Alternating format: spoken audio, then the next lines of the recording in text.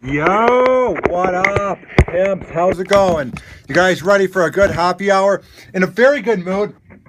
I had comedian Amanda Jordan on the show, and it's the first time interviewing a girl on my show, and we all know I get a little nervous around them, but not that her being lesbian is any different, but she's like a dude, but in a good way. Like, she's absolutely hilarious. She absolutely killed it on the show, so check it out on my app. But first, forget about that for right now. It's time for happy hour, and tonight I have a lot on my mind. Dude, it's all good, because I want to figure out how to say this in a nice way about you being a dick, but like, you probably wouldn't say it to me at a bar, so I'm learning to take anything online with a grain of salt. What's up, Michelle? How's it going, pimp? Just call a girl a pimp, not sure why. All right, let's get this going. Yeah, online comments, whatever. There's not enough time in a day to care. Nothing, player. All right, do this. Let me load up Twitter. Gotta load up my tweeter. All right. The following thoughts on Happy Hour do not represent What's up, dude? Media Group or its sponsoring. Anything you hear may and will be used against you. Thank you. Voted as best local podcast in Tampa Bay by the Creative Loafing. You're listening to Happy Hour. Are you feeling classy today? Sit down for a glass of wine and listen to Happy Hour. You're tuned into Happy Hour, an hour where happy rants about something. Sit down and breathe in. Happy Hour is on now. Happy Hour is on now. Have that memorized. Jesus Christ.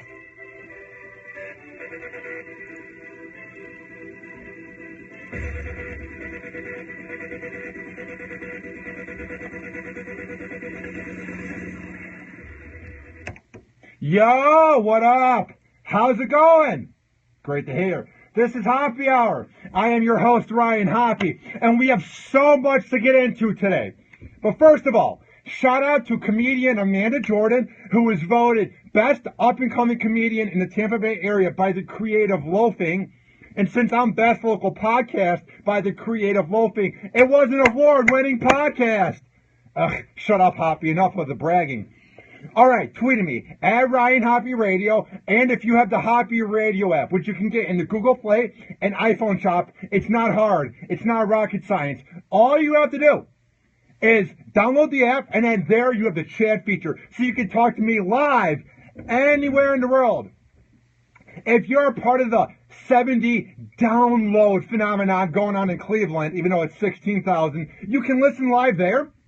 Or if you're in New Zealand, you can listen live. And also, you can listen anywhere, so spread the word. I have some breaking news I want to get into, but here's how it goes. I'm a huge geek for adult animation. It actually used to drive my dad crazy. I used to love watching Aqua Teen Hunger Force, Moral, Oro, Stroker and Hoop, Assy McGee, C-Lab, Harvey Birdman, Mission Hill, Oblongs, Family Guy, American Dad, Futurama, Simpsons, PJs, Dover Critic, South Park. I can name off any adult cartoon, and I was a geek for it. I'm sort of a savant for adult cartoons and radio and sports, kind of.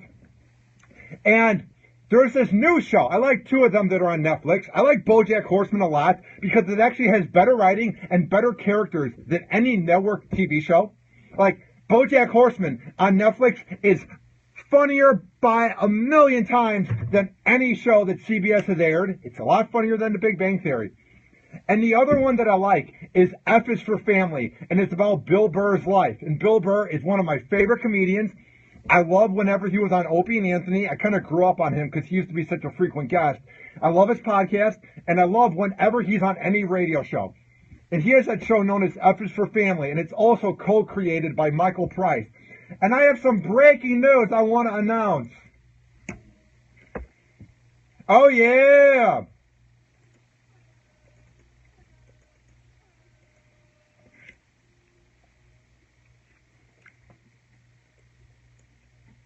I'm proud to announce that Michael Price, the co-creator of F is for Family, which is on Netflix. You can watch all 6 episodes of the first season. F is for Family co-creator Michael Price, who also works on The Simpsons. He will be calling into Happy Hour on Thursday. Shout out to Michael Price for getting back to me on Twitter, giving me a good old follow back, and setting this up. Shout out to Michael Price for actually hitting up the Netflix PR. Like, he didn't have to do that, but shout out to him for putting in the effort. And also, I'm a big fan of Netflix. Love all their shows. Shout out to Netflix for being so cool and so gracious, and their great PR team for allowing him to come on the podcast. So this Thursday, the co-creator of Bill Burr's comedy cartoon F is for Family, he will be on the show on Thursday. I'm very pumped. Oh, I'm giddy. I love that show. I've watched it 3 times. Everyone talks about how they binge watch shows that are an hour long. With my attention span of ADD, ADHD, and bipolar, I don't have the time for that. Plus, I'm doing my radio show or working out or anything, my internship or sleeping. But I did binge watch that because it's a half an hour, so it took 3 hours. I've binge watched F is for Family about 3 times. It is so damn good. So watch it. All right. People often go, we have a drunk driving problem in America. People often go, we need to have more TV commercials. We need to have more awareness. People go, we need to have more DUI checkpoints. People go, we need to be harsher when it comes to the laws. But do we really want that? Are we really taking enough action to make this happen? Do we even want this to happen? Or deep down, do a lot of people just want to get away with drunk driving and going home?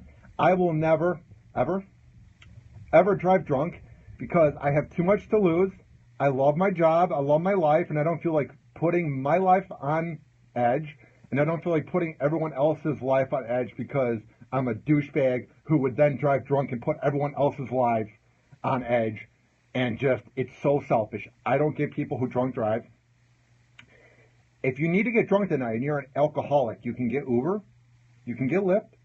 And I love the excuse they make when they go, but I don't want to have to, sleep outside. Well, then don't get drunk, you dumb shit. Or I love the excuse, oh my God, but my car is going to get impounded and I'll have to pay $500. What would you rather pay, you dummy? $500? Or $17,000 minimum in lawyer fees, 6 months to even more, like a year of having your license suspended, all these DUI classes you have to go to, and it being on your record, dumbasses. But here's an example of how we are being too lenient to drunk drivers. There's this Ethan Couch Kid, and now if you haven't heard about it, I'm going to break down his Wikipedia page. He is such a 18-year-old piece of shit. And I try not to swear too often, but he is a piece of shit. He's such an awful person that he has his own Wikipedia page for his riveting criminal record. Ethan Anthony Couch, age 18, is an American teenager who has been given 10 years probation in juvenile court on 4 counts of intoxication manslaughter. So it wasn't just like he drove drunk. He took the lives of 4 people and didn't get any jail time, especially when he's drinking underage and he killed 4 people because he's a selfish teenage punk-ass bitch, a pussy. He drove drunk on June 15th, 2013 in Texas. He was illegally driving on a restricted license and speeding, lost control, plowed into a group of people standing near a disabled SUV, and he also struck a parked vehicle which was there to assist. 4 people lost their lives that night. 2 passengers in his car, of course, suffered injuries, and there was 9 total injuries. So, 4 people died, and 5 people lived. And first of all, what I love about these drunk driving crashes, which I don't love, I'm just saying, it's an example, is that the people in the car that are drunk never seem to die. It's always the people that they hit that are just on the road trying to go about their day. It's never the selfish people that are putting everyone's lives at risk being on the road. It's never them that get paralyzed or die taking a dirt nap. It's always the people who are just being humans driving, which makes me sick. And you would think with everything I just read off, not having a proper license, hitting a disabled vehicle, 9 people getting injured, 4 people dying. You would think that would at least get you jail time. But no. In Texas, being an underage kid drinking and driving, you know what that gets you? 10 years probation, which is nothing. And you would think that when you get away with that, you basically got off scot-free. Just don't be a piece of shit for 10 years. Don't mess up your probation. You got off, dude. You got off, Ethan. But no. Here's what happened. He then freaks out. In late 2015, authorities began investigating a claim on Twitter on December 2nd, 2015. A Twitter user put up a video along with a caption that showed that Couch was in violation of his probation. The video shows several young underage men playing beer pong at a party. So he's underage drinking, breaking the law. Once again, can't go with his probation like a proper kid. He's a piece of shit. One of whom appears to be Ethan Couch. The conduct would be in direct violation of Couch's 10-year probation if any alcohol consumption was involved. Consequences might involve a resentencing, which could have a maximum of 10 years imprisonment, according to the Tarrant County District Attorney's Office. A warrant was issued for Couch on December 11th after his probation could not reach him. On December 18th, him and his mom, surprisingly, oh, what a coincidence, they were reported as missing, and they could not be reached for contact from the probation officer. Who would have thought? Who saw this coming? When a punk-ass teen bitch who took 4 people's lives by drunk driving underage and is given 10 years probation.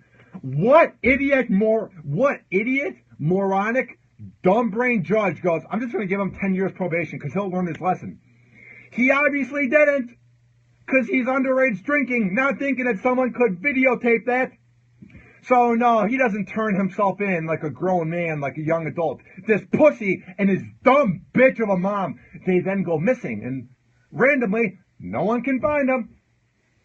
And he then is involved in a fugitive hunt, and it became a federal matter in December 2015 with the U.S. Marshal Service, the FBI, and other agencies joining the hunt for a suspect who then fled the country.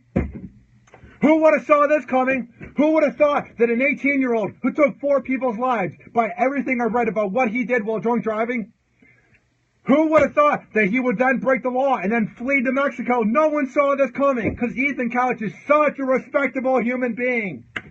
Ethan Couch was going to get his life together. Oh yeah, what a great guy. Underage drinking, everyone did it, but not everybody drunk drove.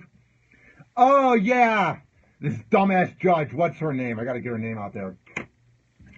Judge Jean Hudson Boyd. What were you thinking? I get he's from a rich family, but at some point, money cannot matter in the courtroom when he took 4 people's lives and he's a punk-ass bitch who's 18, underage drinking, and he probably wasn't sorry since he was drinking again and then went on the run.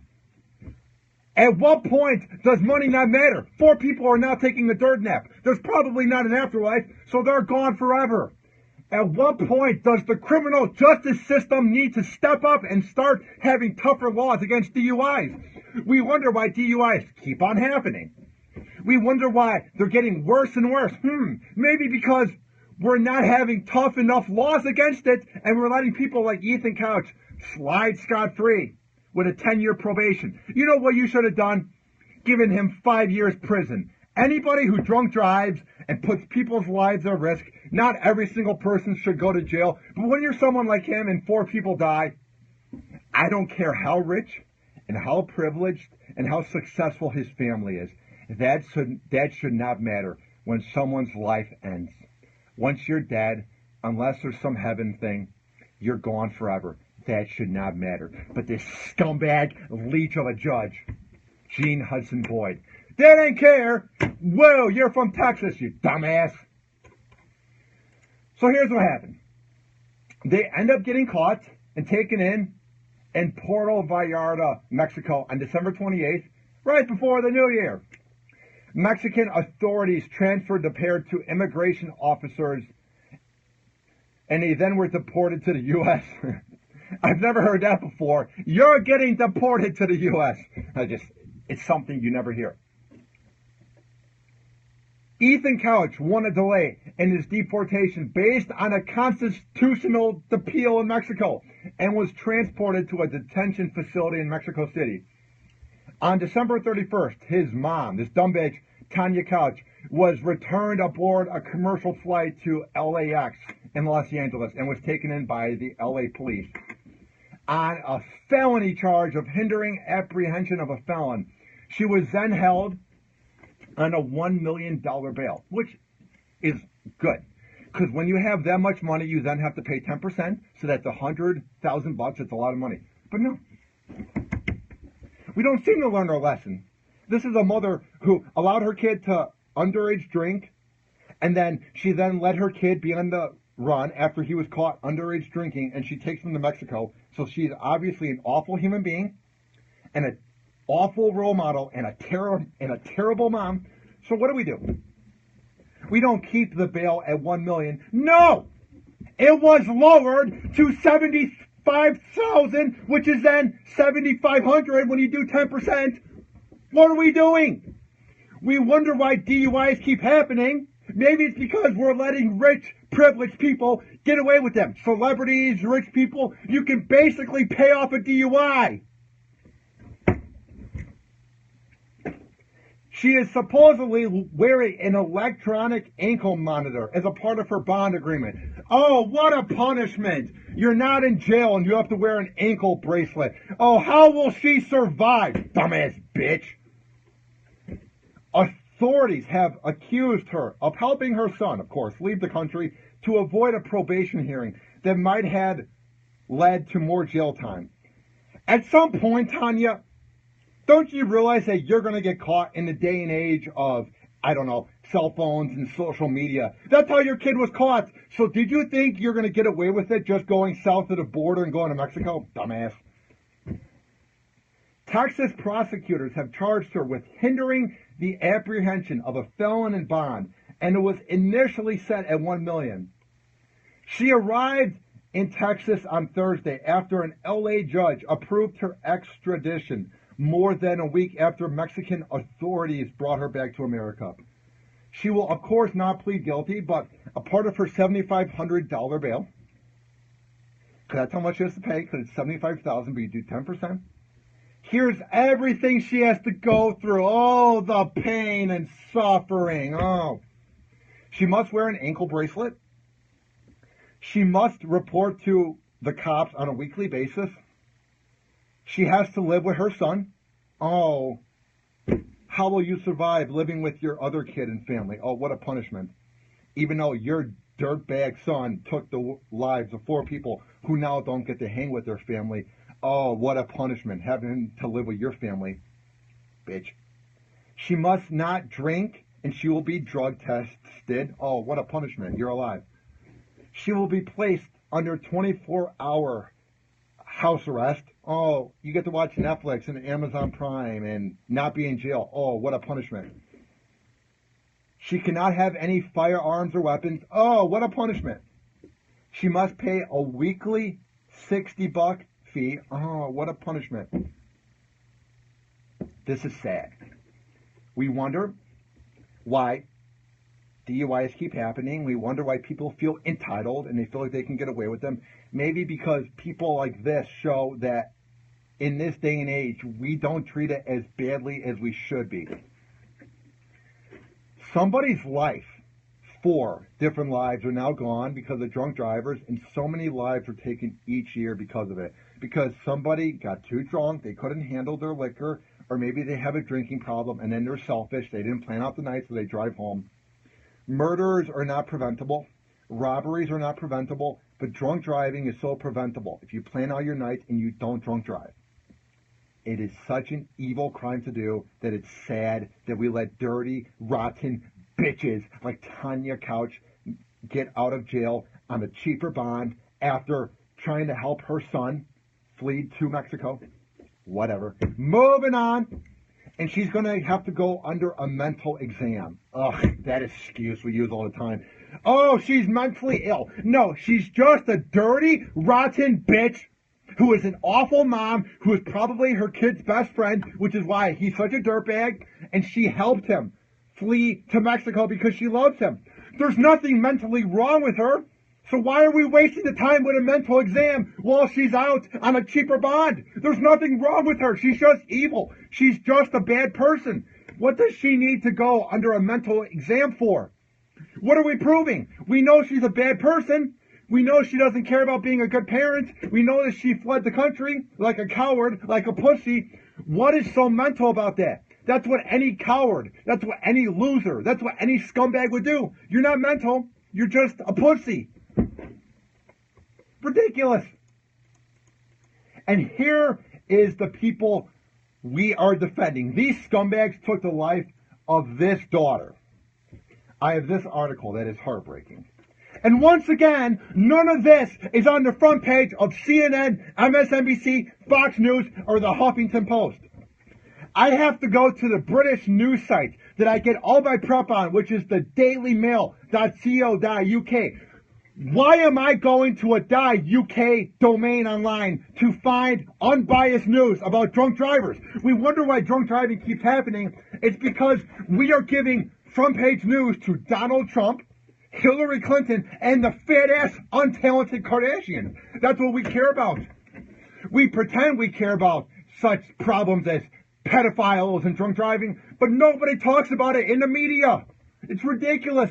Why am I the person that's giving this story the time of day? Why aren't the news networks? We wonder why drunk driving and pedophilia keeps happening because no one's talking about it. Nobody's heard about this teen. It's so sad. And I don't mean to raise my voice, but why is some little podcast in Tampa Bay talking about it more than the dirty, rotten bitch known as Ariana Huffington or any of the major news networks? God, are we screwed? It would be so preventable. Things would get better if we just talked about it. If we gave it front page news. Why is it so important that Tyga cheated on Kendall Jenner? Why is that more important to have on the front page of a news site than, I don't know, drunk driving victims? God damn it. Think about it. And I know articles like this don't get as much clicks as, let's say, the clickbait of, this is a lesbian that just touched the penis, like they had on the Huffington Post. I get it's not as good of a subject, but at what point does clickbait and easy articles matter when we could be helping out DUIs? At what point does a dirty, rotten quarterback known as Johnny Manziel matter when people's lives are leaving? We are so celebrity obsessed, we are so into sports that we forget that someday we will die and people are dying too young and too soon because of drunk drivers, which is so selfish. Nobody wants to talk about it because nobody wants to talk about death. I've been talking about it more on my show, drunk driving and all of this, because my dad died in November, and you go, gee, someday you will die, and people are probably dying right now because of drunk drivers somewhere in the world. But no. Let's talk about Johnny Manziel and Donald Trump. God damn it. This is from the Daily Mail. Mother of one of the teen victims speaks for the first time about finding her daughter's legless body. That's how bad the DUI crash was. It was a legless body. And how the boy's wealthy father, keyword wealthy, tried to stage a photo op with her during the trial. God damn it. Brianna Mitchell, 24, was one of the 4 people killed on June 15, 2013, when she was hit by the teen Ethan Couch. She was on the phone with her mother at the time, who was close to the scene and heard the exact moment. She was killed. So the mom's talking to the daughter, just having a mother-daughter conversation.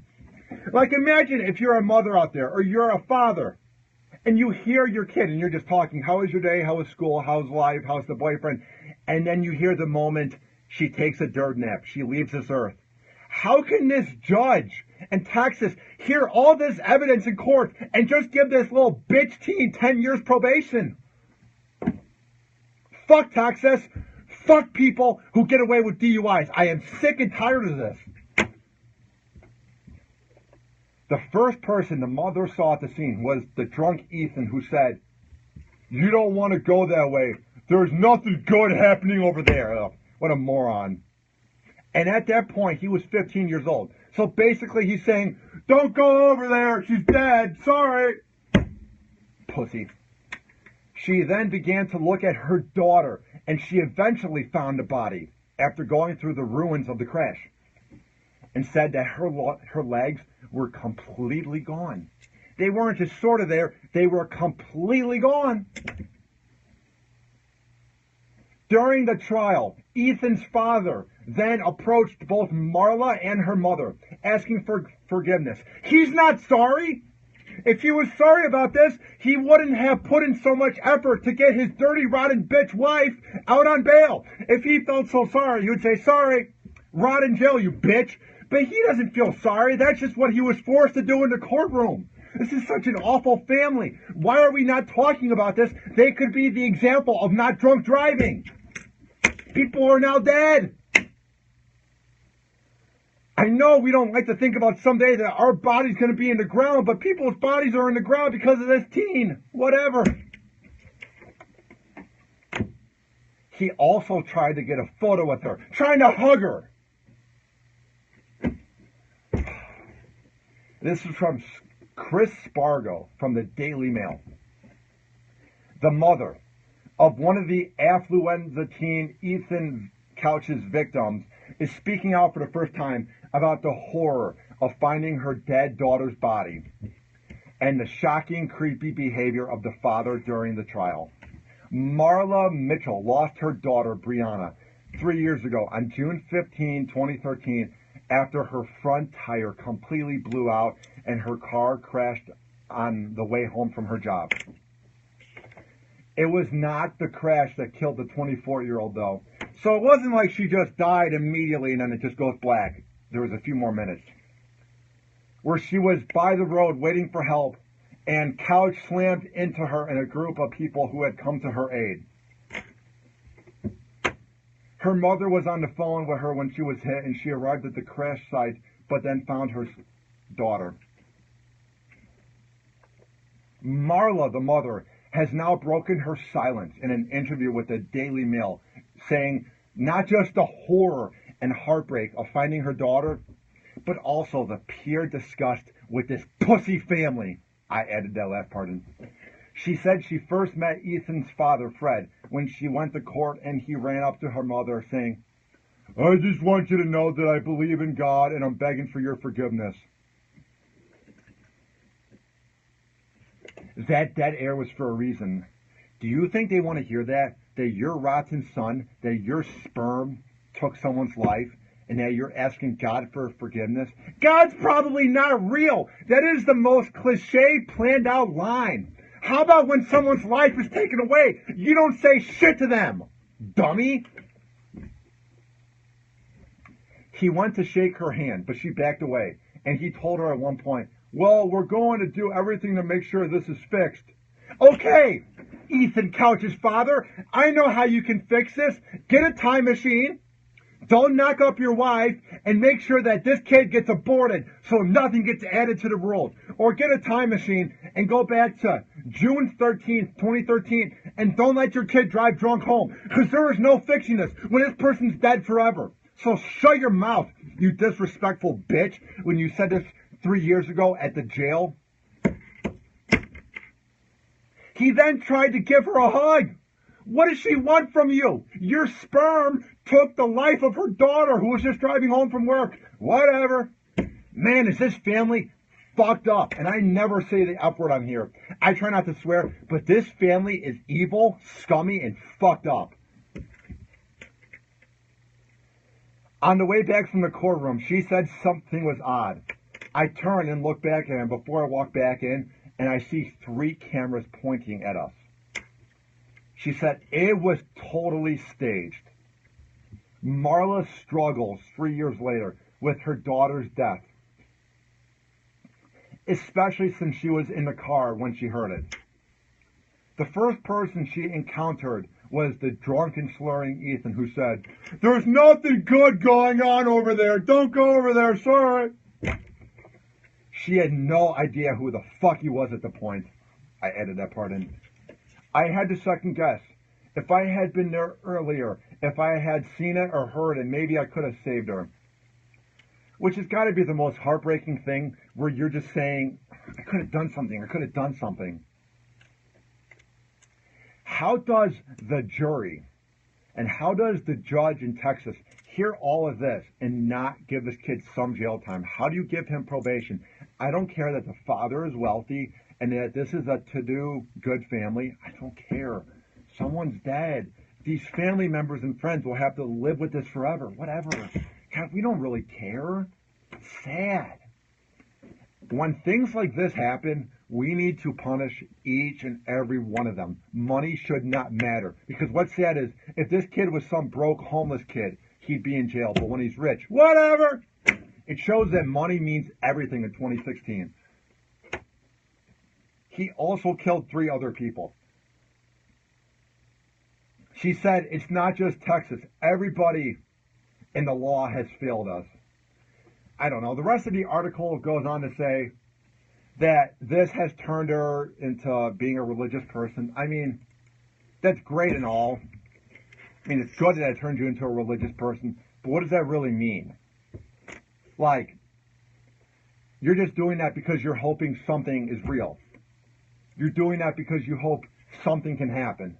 But at the end of the day, I mean, your kid's gone forever. Not trying to be morbid, but it's just like, I don't know. It's just sad. It's sad that we let this keep on happening. If we were to do something, maybe this could be prevented. If we were to have tougher laws, maybe this could get prevented. But we don't really care. But if we cared, we wouldn't let this happen. But whatever.